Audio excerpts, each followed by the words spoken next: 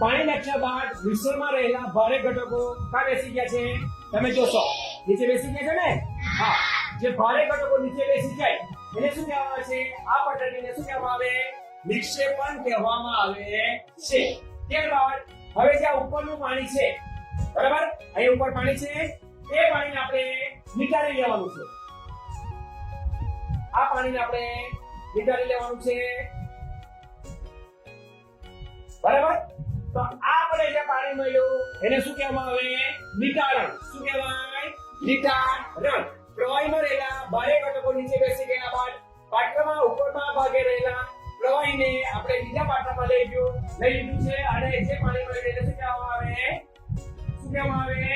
નિતારણ હવે આ નિતારણ જે પાણી મળ્યું છે એને પણ જો આપણે શુદ્ધ કરવું હોય તો આ છે તમારું ફિલ્ટર પેપર કારણ પાત્ર એને આપણે શંકુ આકારે જે પ્રમાણે જોકરની ટોપી આવે એ રીતે મૂકવાનું છે અને આ તમારી ગરણી છે એમાં મૂકવાનું છે બરાબર અહીંયા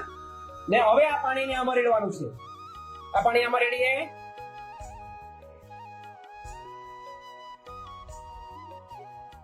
હવે જો આમાં જો નીચે જો